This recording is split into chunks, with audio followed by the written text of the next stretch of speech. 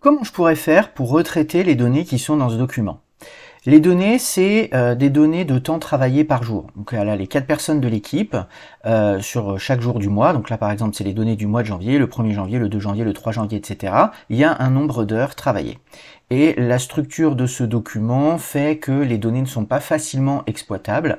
Il y a une colonne par jour, une ligne par collaborateur. Il y a même des lignes vides un petit peu au milieu là pour séparer les données. Hein. Ça, c'est peut-être l'équipe A et ça, l'équipe B, quelque chose comme ça. L'autre difficulté pour retraiter ces données, c'est que dans chaque onglet, il y a un mois différent. Donc là, on a les données du mois de février, là, on a les données du mois de mars. Bon, par contre, ce qui est bien, c'est que là, ce sont des vraies dates. Hein. Il y a écrit 1/1, mais il y a une vraie date ici, il y a un format d'affichage qui affiche uniquement le jour et le mois de cette façon. Voilà.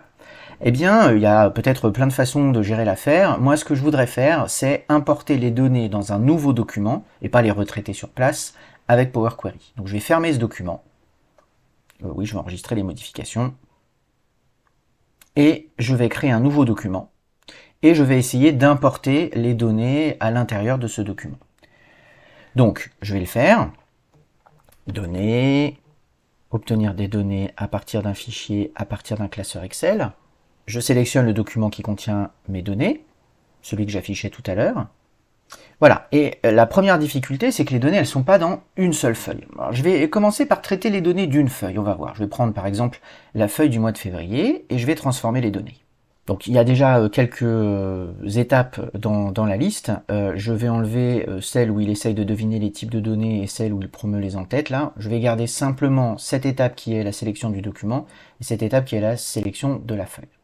Et je vais retraiter les données. Par exemple, il y a systématiquement les 3 premières lignes qui ne servent à rien. Il y a le titre et des lignes vides.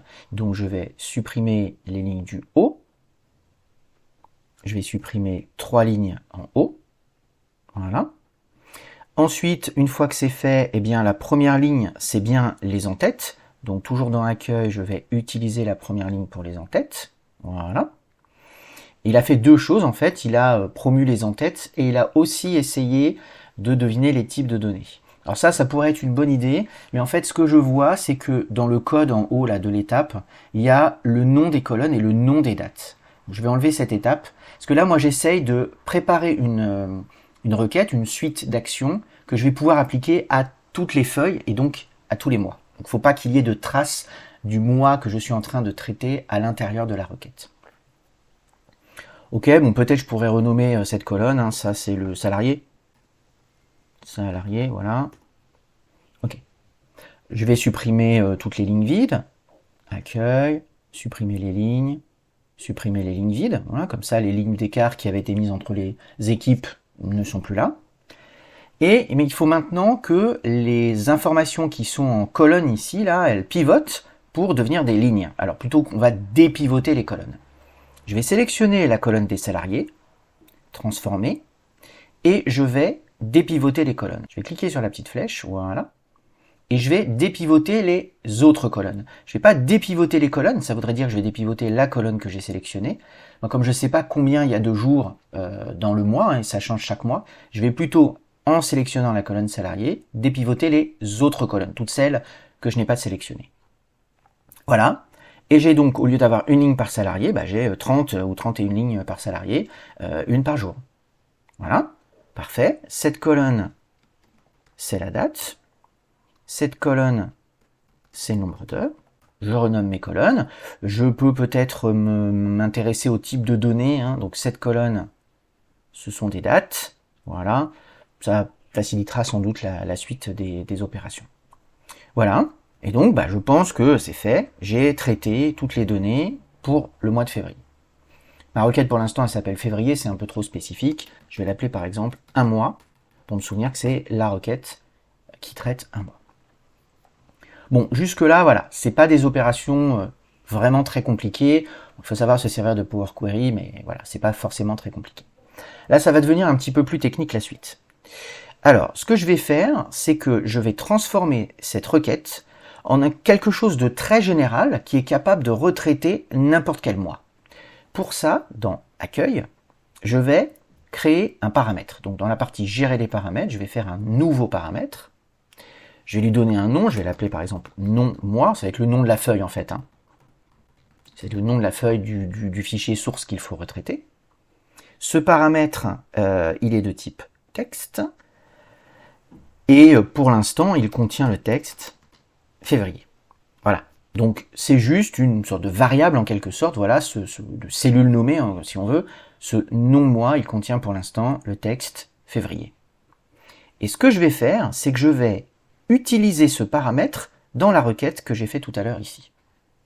À quel endroit est-ce que le mois intervient? Il intervient ici à la deuxième étape, quand on a choisi la feuille qu'on voulait importer.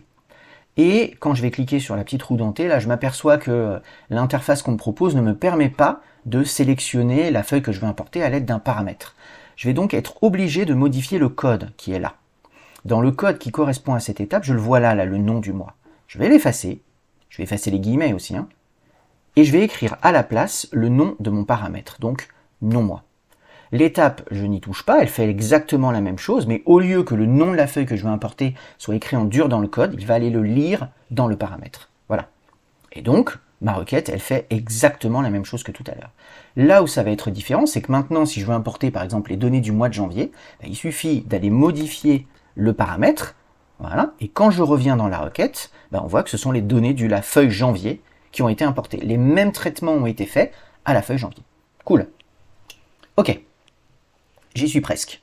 Je dois transformer ces deux éléments qui fonctionnent ensemble, la requête ici qui traite un mois et le paramètre, en une fonction personnalisée. Je fais un clic droit là sur ma requête et je vais créer une fonction à partir de cette requête. Créer une fonction.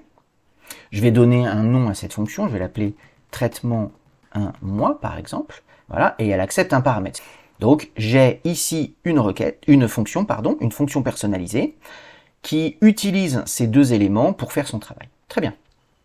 Maintenant que j'ai cet outil un petit peu général, disons, pour traiter les données d'une feuille, il faut que j'arrive maintenant à traiter toutes les feuilles. Alors, je vais refaire une nouvelle requête, toujours à partir d'un classeur Excel, toujours le document dans lequel j'ai une feuille par mois, importé, et au lieu de sélectionner une feuille, cette fois, je vais cliquer ici sur le dossier, qui est le nom du document Excel que j'importe.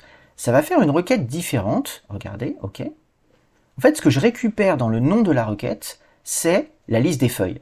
J'ai la liste des feuilles, alors j'ai leur nom, j'ai plein d'autres informations sur les feuilles, notamment si elles sont masquées ou pas. Je pourrais faire un traitement sur ces données. Moi, j'ai pas de traitement à faire. Moi, je veux juste garder cette colonne qui contient le nom de la feuille.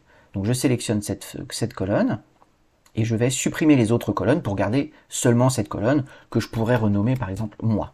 Voilà. J'ai une colonne mois avec le nom du mois. Et maintenant, je vais demander à ma fonction traitement 1 mois de retraiter les données à partir de l'information qui se trouve dans la colonne d'à côté. Donc, ajouter une colonne, appeler une fonction personnalisée. Cette colonne, je ne sais pas comment l'appeler, je vais l'appeler données par exemple, on va voir de toute façon que ça va plus ou moins disparaître. Quelle fonction je veux appeler? Ma fonction traitement 1 mois. La fonction traitement 1 mois, elle a un paramètre qui s'appelle nom mois. Quelle va être la valeur d'entrée qu'on va passer à ce paramètre? La colonne mois. Ça veut dire que pour chaque ligne de cette requête, il va appeler la fonction traitement 1 mois et il va lui passer le nom du mois, ici, qui est ici, comme paramètre. Je fais OK. Et donc, il a appliqué ma fonction à chacune des lignes de la requête. Et je vois que ce qui est particulier, c'est que sur chaque ligne, il n'y a pas une donnée. Évidemment, il y a toutes les données du fichier. Et donc, il y a comme donnée, comme résultat, une table. Et bien, en cliquant sur ce symbole, voilà, je vois toutes les colonnes qui existent dans la table qui est renvoyée par la fonction. Je vais tout récupérer, le salarié, la date et le nombre d'heures. Je vais retirer le nom de la colonne d'origine, comme ça il n'y aura pas écrit le mot données, il y aura juste écrit salarié, date et nombre d'heures. Je fais OK. Et voilà, j'ai toutes les données du mois de janvier pour Claire, chaque jour le nombre d'heures où elle a travaillé, de Kevin, etc. Et puis plus bas, j'ai le mois de février, toutes les données de Claire, jour par jour, le nombre d'heures. Voilà, j'ai réussi à appliquer le traitement que j'ai fait sur une feuille à toutes les feuilles. Je vais nommer ma requête quelque chose de mieux que ça, je vais l'appeler heure travaillée. Voilà. Et c'est bon. Je n'ai plus qu'à accueil, fermer et charger. Voilà. Je récupère ma feuille heure travaillée. Je vois qu'il y a une feuille 1 mois là qui traite l'un des mois. Donc ça, cette feuille, je vais la supprimer. Elle ne m'intéresse pas. Voilà. Et j'ai bien récupéré ici toutes les données de tous les mois et de tous les salariés. Donc là, j'ai bien tous les mois et tous les salariés. Et derrière, bah, j'ai plus qu'à faire. Alors là, il y a un problème de format sur les dates. Là, hop, je vais sélectionner la colonne pour la mettre au format date, par exemple. Voilà, et j'ai le nombre d'heures. Derrière, je peux faire ce que je veux, hein, des sommes si ensemble, des tableaux croisés dynamiques. Voilà, par exemple, si je fais un tableau croisé dynamique, je pourrais facilement avoir le nombre d'heures par mois. Voilà, la somme du nombre d'heures. Voilà, comme ça, j'ai le nombre d'heures travaillées par l'ensemble des salariés, mois par mois. Voilà, c'est hyper pratique. Qu'est-ce qui va se passer en avril? Eh bien, en avril, les gens vont créer une nouvelle feuille qui a la même structure, qui a des données différentes à l'intérieur, mais voilà, ça rajoute une feuille à l'intérieur du document. Voilà. Eh bien, il ne me reste plus qu'à ouvrir le document avec ma query, qui est ici. Voilà, je suis de retour dans le document dans lequel j'ai fait mon système avec Power Query, et il ne me reste plus donc qu'à, je vais même le faire dans le tableau croisé dynamique, ce sera encore plus intéressant, donner, actualiser tout, actualiser le tableau croisé dynamique, j'actualise le tableau croisé dynamique, et hop, j'ai le mois d'avril qui apparaît avec la somme, enfin avec tout ce qu'il faut, sans n'avoir à m'occuper de rien. Voilà, c'est un peu compliqué de mettre tout ça en place, de bien comprendre toutes les étapes, mais ça marche hyper bien.